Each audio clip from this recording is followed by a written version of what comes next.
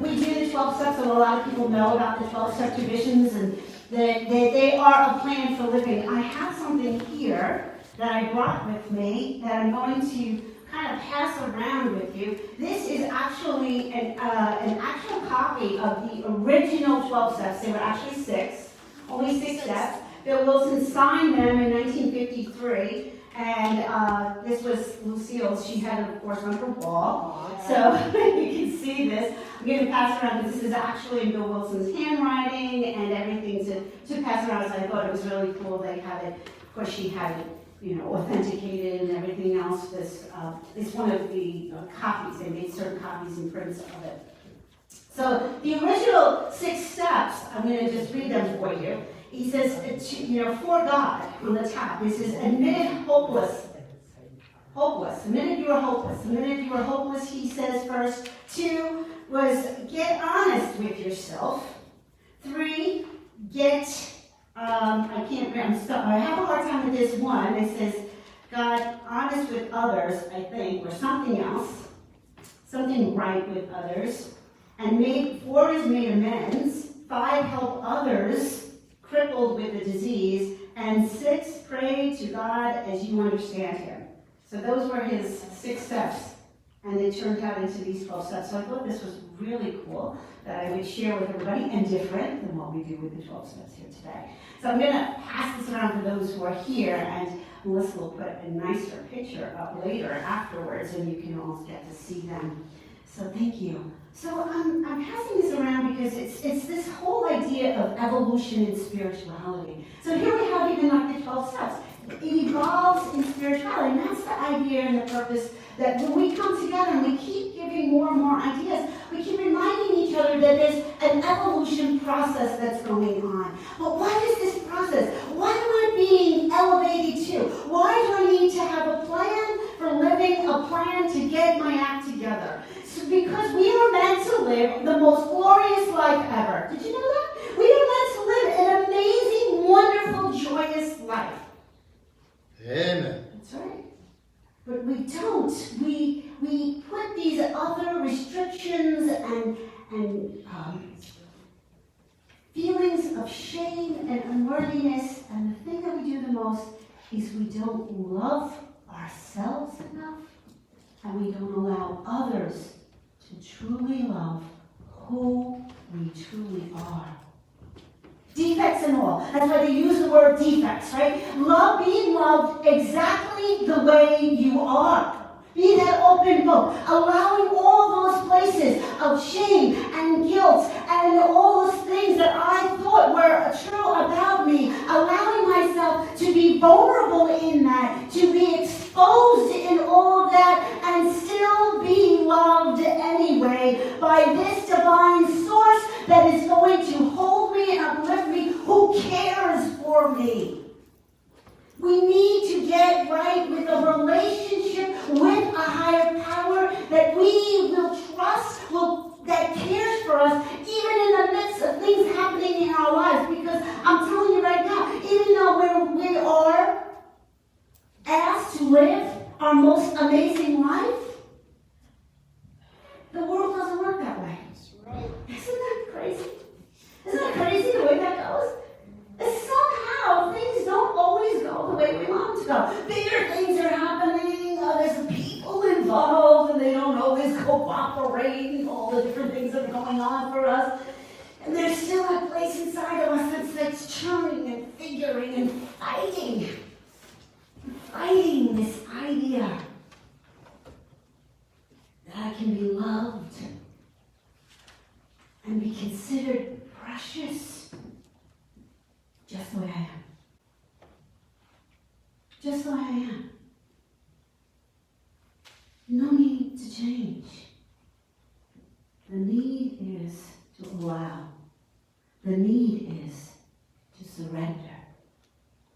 The need is to be willing to say, not the way I see myself, not the way I see the world, not the way I see the circumstances of my life, but the way, the bigger picture, the way the divine, the way that God, as I understand him, is able to see see this, is able to grasp this, is able to see this from before I was around till after I will be gone, who's able to know the whole picture of everyone, everywhere, and how it affects all of it. To trust in that. To come back to that. And in doing that, we need to do the work. We need to do the work, and that's what the steps are about. It's that admission that there's something that I have to participate in it, and that very nature of that thing is first to know that there is a God. There is a divinity. There is an intelligence. There is an energy that is bigger than me, and I am not the end all of it. Yes. I am not the end all of it. I am a part. I am of value. I am dear to it. But my little brain can only figure so much. You know, our dog has been coming into our son's room and he's been bugging him, and he keeps telling him different things, and I go, you realize the size of the dog's brain? He's a great animal. He's so kind. He's amazing. He's the most amazing dog I've ever had. But he still only can handle so much in his little head. It's the same thing with us. From the bigger picture, there's only so much we can handle in our little head. Sorry, because I know sometimes we blow our heads up. I think we got a lot of knowing in there. But we don't, in comparison. So getting honest with that, getting honest with all the stuff that we pile on ourselves, and being willing to let go. To let this divinity really be and really hold us, really be with us. And I don't know about you, but I've said it a lot of times, especially with our lives getting into a very difficult situation. For me, the thing to remember always is that use the spiritual tools. Every time. And this program is about the spiritual tools. Gathering of Light is about the spiritual tools. We give you tools every week. What are the tools? We give you great songs. Those songs are uplifting, aren't they? Those songs are healing, didn't they? Didn't they move something in you? Didn't they help you? That's the idea. The prayers that come in there. Say the prayers. Reread your program. Do the meditations. We have this great gift. We weren't able to get together all the time, so now we got everything streaming, and you can go back and re-listen. You can hear the words again. Maybe they will fall into a deeper place. Maybe you'll hear them over and you'll go, I didn't hear that last time. These are the tools that we learn and we come together. The readings that are there. All of these things, all of this, more and more tools to help us. So we will know, no matter what life throws at us, we will never have to do it alone. And when we are in that place of knowing that we're not alone in this, that we feel like we're doing the best we can in relationship with each other, in relationship to the world, that there is a peace and a comfort. There's 12 promises, right? There's 12 promises in the 12 steps. And they are just, none of them have anything to do with person drinking. They have to do with a way of being and a way of living a most glorious life. There's no coincidence that it went from Alcoholics Anonymous to Al-Anon, which is family members of alcoholics, to then we have, I'm not going to go in order, but there are like from addicts and shoppers and eaters and emotional and debtors and smoking and all kinds. There's just anything you can think of, because all of us are searching. Give me a plan for living. Take the tools of spirituality and allow them to expand in your beingness, so that you can be loved. There's a saying in the 12-step rooms, allow us to love you until you learn to love yourself. Amazing, right? And one of the things we say here in Gathering, come as you are. Some people say, oh, I'm in a bad space, I won't come. Come now, that's when you need to be here. Oh, things are really going good, I don't need it. No, that's when you need to be here, to show other people that it works. We need each other. We need each other. This was my deepest need when I'm doing all this spiritual work. I'm in the self-help section of the bookstores, and where can I go? Where can we have community? Where we can have conversation about this wonderful stuff, all these great books and all these wonderful things, because we need each other. All part of that plan for living. And one of us, that's gathering of light, we always have these wonderful things going on. They're extending out and helping us out.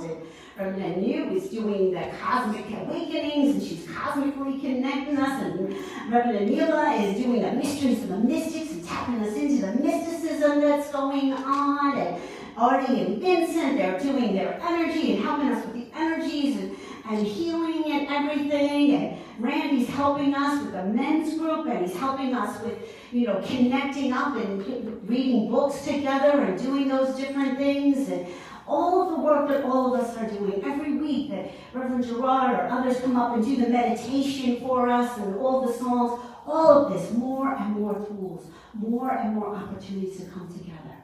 But one of the things that we've been doing too is the 12-Step Plus group. So I have invited Cami to come up and say a few words about that group. Morning. 3 minutes or less, let's see. I love what's in the words of wisdom is actually what I was going to share. Right from the literature itself, it says that the AA 12 Steps are a group of principles that are spiritual in nature. And if we practice these as a way of life, it not only lifts this obsession that distracts us from life, but we also get the opportunity to live a whole and useful life. My sponsor asked me very on, do you want to just stop drinking? Do you want to just stop drugs? Or do you want to live a useful, happy, and productive life? That's what the steps are about. Only the first steps has a substance. All of us, though, have a substance that keeps us away, from life. And, people have all kinds of excuses. I'd be remiss if I didn't say, if you find yourself every time you drink, not knowing when you were going to stop, you might be alcoholic, You don't have to drink every day to be alcoholic. You just find out that when you drink, you say you're going to have 2 and you end up with 8. You say you're going down the block, you end up 40 miles away, So this came about to help those people that were struggling with that. But then they found out that once they got rid of that substance, there was way more wrong with them than they realized. The heart of the matter, which was like steps 2 through 12, which applies to all of us. This is a design for living that really works. And it doesn't talk about religion, doesn't talk about a specific God. There's no one that's not welcome. This was all for me. I got thrown out of bars, I got thrown out of churches, I got thrown out of everything. I never got thrown out of AA. And I fell in love with this program and the people. And now I have this opportunity through gathering of light. You don't have to be a drunk. You don't have to be an addict. You don't have to, stuff your face in the closet and binge eat to connect to the principles that are in this design for living. So we created a group here where all are welcome to study the principles like integrity, character building, honesty. And I hold a space, that's all I do. I hold a space for us to really talk about things that people don't talk about. And it's safe, and it's anonymous, and we get to find out, like Reverend JoAnn said, that beneath all of the stuff that we do up here to distract us from the things that we think won't be loved and accepted in us, it's all just a big fantasy lie.